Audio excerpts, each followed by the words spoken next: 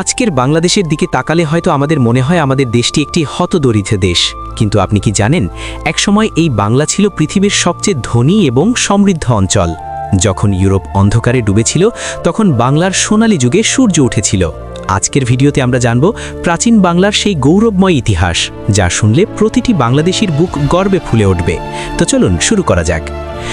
বিশ্বের সবচেয়ে ধনী অঞ্চল সোনার বাংলা। 18 শতকের শুরুতে মোঘল সাম্রাজ্যের অধীনে বাংলা ছিল বিশ্ব অর্থনীতির প্রাণকেন্দ্র। ইতিহাসবিদদের গবেষণা বলছে সেই সময় শুধুমাত্র বাংলার জিডিপি ছিল সমগ্র ইউরোপের জিডিপির চেয়েও বেশি। কল্পনা করুন একটি অঞ্চল যার সম্পদ পুরো ইউরোপ মহাদেশকেও ছাড়িয়ে গিয়েছিল। বিখ্যাত ইতিহাসবিদ অ্যাঙ্গাস ম্যাডিসনের হিসাব অনুযায়ী 1700 সালে ভারতীয় উপমহাদেশের মোট জিডিপির প্রায় 12% ছিল শুধুমাত্র বাংলা থেকে, আর সেই সময় সমগ্র ভারতীয় উপমহাদেশ ছিল বিশ্ব অর্থনীতির প্রায় 25%।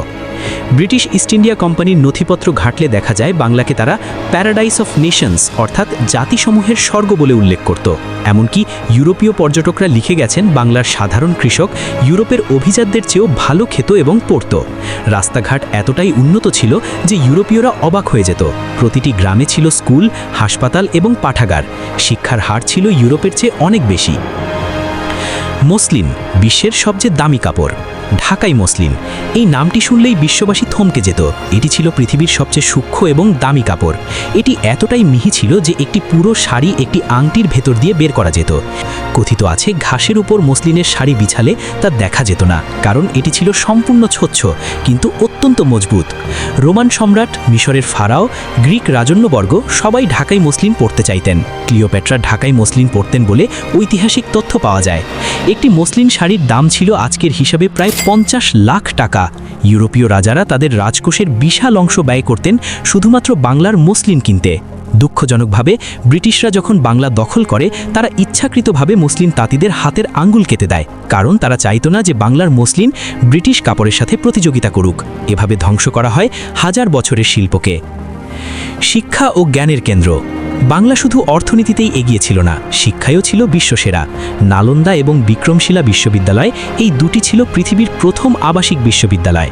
অক্সফোর্ড, ক্যামব্রিজের জন্মের শত শত বছর আগেই বাংলায় প্রতিষ্ঠিত হয়েছিল এই শিক্ষা প্রতিষ্ঠান। নালন্দা বিশ্ববিদ্যালয়ে একসাথে পড়তে আসত 10,000-এরও বেশি ছাত্র চীন, জাপান, কোরিয়া, তিব্বত, মঙ্গোলিয়া, তুরস্ক, শ্রীলঙ্কা থেকে। এই বিশ্ববিদ্যালয়ের লাইব্রেরিতে ছিল 90 লাখেরও বেশি পাণ্ডুলিপি।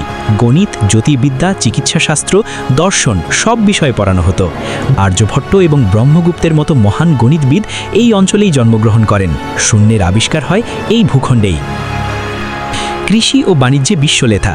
বাংলার উর্বর মাটি ছিল এক অনন্য সম্পদ। বছরে 3 বার ফসল ফলত এই জমিতে। ধান উৎপাদনে বাংলা ছিল বিশ্বে প্রথম। পাট, তুলা, আখ, রেশম সব ক্ষেত্রেই বাংলা ছিল অপ্রতিদ্বন্দ্বী। বাংলার চাল রপ্তানি হতো মধ্যপ্রাচ্য, দক্ষিণ পূর্ব এশিয়া এবং ইউরোপে। জাহাজ নির্মাণেও বাংলা ছিল পথিকৃৎ। চট্টগ্রাম এবং ঢাকার জাহাজ নির্মাণ শিল্প ছিল বিশ্বখ্যাত। এখানে তৈরি জাহাজ ব্রিটিশ নৌবাহিনীও ব্যবহার করত। সমুদ্র বাণিজ্যে বাংলার বণিকরা পৌঁছে যেতেন জাভা, সুমাত্রা, চীন, আরব এবং আফ্রিকা পর্যন্ত। বাংলার মধু, দারুচিনি, এলাচ, গোলমরিচ এসব মশলার জন্য ইউরোপীয়রা পাগল ছিল। কলম্বাস যখন আমেরিকা আবিষ্কার করেন তিনি আসলে খুঁজছিলেন ভারত এবং বাংলায় আসার পথ। ভাস্কো দা গামা সমুদ্রপথ আবিষ্কার করেছিলেন শুধুমাত্র বাংলার সাথে সরাসরি বাণিজ্য করার জন্য। স্থাপত্য ও শিল্পকলা। সোমপুর মহাবিহার, যা এখন পাহাড়পুরে অবস্থিত, এটি ছিল হিমালয়ের দক্ষিণের সবচেয়ে বড় বৌদ্ধবিহার। এর স্থাপত্য শৈলী দেখে অনুপ্রাণিত হয়ে কম্বোডিয়ায় নির্মিত হয় বিখ্যাত আঙ্কর ওয়াট মন্দির। পাল এবং সেন রাজাদের আমলে নির্মিত মন্দির, প্রাসাদ এবং ভাস্কর্যগুলো আজও বিশ্বের সেরা জাদুঘরে স্থান পায়। 60 গম্বুজ মসজিদ, কান্তজির মন্দির, লালবাগ কেল্লা এসব স্থাপত্য কীর্তি আজও সাক্ষ্য দেয় বাংলার সেই সোনালী দিনের। টেরাকোটার কাজে বাংলার কারিগররা ছিলেন অতুলনীয়। প্রতিটি ইট বলে দিত এক একটি গল্প। সুলতানি এবং মোঘল আমলের সমৃদ্ধি। সুলতানি আমলে, বিশেষ করে ইলিয়াস শাহী এবং হুসেন শাহী বংশের শাসন আমলে বাংলা হয়ে ওঠে স্বাধীন এবং শক্তিশালী সালতানাত। সুলতান গিয়াসউদ্দিন আজম শাহের দরবারে আসতেন বিখ্যাত পারস্যের কবি হাফিজ পর্যন্ত। বাংলার সুলতানরা পৃথিবীর বিভিন্ন দেশে দূত পাঠাতেন। চীনের মিং সম্রাট এবং মিশরের মামলুক সুলতানদের সাথে ছিল দুইতান্ত্রিক সম্পর্ক। মোঘল আমলে সুবা বাংলা হয়ে ওঠে সাম্রাজ্যের সবচেয়ে সমৃদ্ধ প্রদেশ। মোঘল রাজস্বের প্রায় অর্ধেক আসত শুধু বাংলা থেকে। সম্রাট আওরঙ্গজেব বলতেন, জান্নাতুল বিলাদ স্বাদ অর্থাৎ দেশসমূহের জান্নাত। ঢাকা তখন মুঘল সাম্রাজ্যের দ্বিতীয় রাজধানী এবং পৃথিবীর অন্যতম বড় শহর। কল্পনা করতে পারেন আমাদের অবস্থা তখন কোথায় ছিল। আজকে আমাদের এই পরিণতির জন্য কে দায়ী, ব্রিটিশরা নাকি আমরা নিজেরাই? কমেন্টে জানাতে পারেন। আর এই ছিল আমাদের প্রাচীন বাংলার গৌরব গাথা। আজকে হয়তো আমরা অনেক চ্যালেঞ্জের মুখোমুখি, কিন্তু ভুলে যাবেন না আমাদের রক্তে বয়ে চলেছে সেই মহান পূর্বপুরুষদের রক্ত, যারা একসময় বিশ্বকে নেতৃত্ব দিয়েছিল। আমরা যদি ঐক্যবদ্ধভাবে কাজ করি, শিক্ষায় মনোযোগ দেই এবং আমাদের ঐতিহ্যকে মনে রাখি, তাহলে আবারও হয়তো ফিরে পাবো সেই সোনার বাংলা। ভিডিওটি ভালো লাগলে লাইক এবং শেয়ার করুন, সাবস্ক্রাইব করতে ভুলবেন না। ধন্যবাদ।